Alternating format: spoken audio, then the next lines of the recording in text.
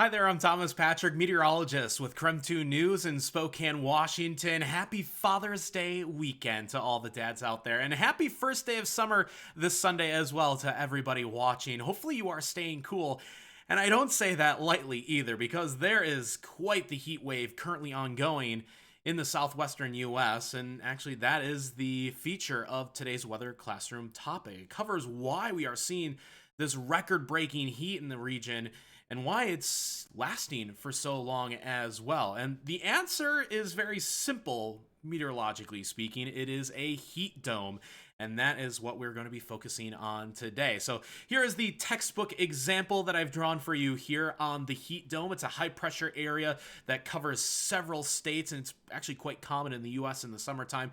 Can tend to anchor not just over the southwestern US, where we know that Phoenix and Las Vegas and Death Valley, California, will be as hot as ever during the summertime, but it can also be over the southern plains. We've seen Texas have these kind of heat waves, or really anywhere in the US, because these heat domes, while they are usually fairly stuck in place, they're anchored, can always meander a bit west and east, north and south, and can obviously modify. Each situation is different. But when we say heat dome, it actually looks like a dome in the atmosphere. The hotter the air is, the more it expands. And this is not just at the surface of the earth. So while it's 114 degrees in Las Vegas, it's not just at the ground level, it is through the entire layer of the atmosphere. And the warmer that entire layer is, it physically expands the height of the atmosphere centered over that high pressure area, and it just creates this dome like feature. So that's what we look at. That's where the name comes from, heat dome. The high pressure in the middle does anchor that air mass down, and it pretty much keeps everything else away from it. The winds are very light. The jet stream tends to arch well to the north and ridge over it, deflecting any kind of weather systems that would interrupt the heat that is ongoing. And that's why this weather pattern is a type of blocking weather pattern. It's stuck in place. That's why these heat waves can last for a week, several weeks, sometimes even months on end through the summertime. And that's what makes these features almost kind of dangerous, especially when they get as hot as we have been seeing this week in the southwestern US. Take the first half of this week, which would be the 13th through the 16th of June. These are the notable record high temperatures that were set across this region. In Tucson, Arizona, it was all four of those days, peaking at 115 degrees on the 15th, which was Tuesday. That same day, Salt Lake City got up to 107 degrees, and that ties their all-time record high temperature as far back as the National Weather Service records go, which is usually about 140 years. So that is nothing short of significant for this region. So very extreme heat usually falls underneath these heat domes. And even the day after this tweet was sent out by the Weather Prediction Center, the National Weather Service in Las Vegas had even more to tack on to that. 114 degrees, a record high in Las Vegas on Thursday of this week. Same day that we got up to 128 degrees in Death Valley, California. So absolutely blistering in terms of the amount of heat. This is basically right underneath where that high pressure is anchored. So they're getting the worst of it, but obviously states, a statewide region, is all under the influence of this heat dome, and it tends to not move very fast. Again, blocking pattern usually limits how much west, east, north, south it's going to move. I looked at this Father's Day weekend forecast for this region, and it's still going to be 114 both days, Saturday and Sunday for Las Vegas, 117, 115 in Vegas. Thankfully, not as bad where I'm located in Spokane, Washington. 70s and 80s for the Pacific Northwest, way more manageable, but we're going to see our fair share in a couple days. It's going to meander a little bit more northward. It's that arcing, that ridge in the jet stream that's going to allow some of that heat to seep northward. Thankfully for us, it's not going to be in the triple digits.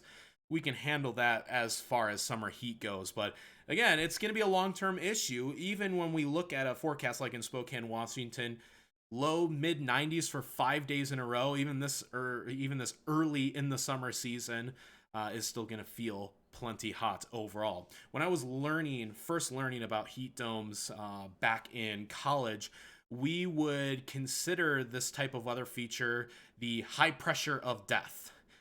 And while that might seem a bit insensitive, is not entirely untrue in that terminology, when we get heat domes and heat waves of this kind of intensities, they can turn fatal. In fact, heat is the #1 killer in terms of weather related fatalities in the US. More than floods, more than tornadoes, more than hurricanes, more than lightning, it's heat. And while tornadoes are violent weather features, they are more so than not individualized.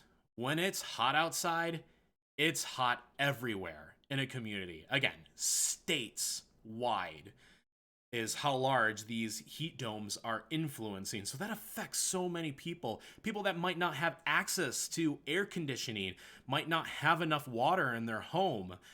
So it's just so important to make sure that our family members and our pets and everybody tries to stay as cool and safe as possible during these heat waves, because they can be so devastating and so dangerous. They do affect so many people. These are the weather fatalities on average. So the red bar that you see here, these are all different types of weather events that you see listed on the graph here. The red bar is last year, 2020.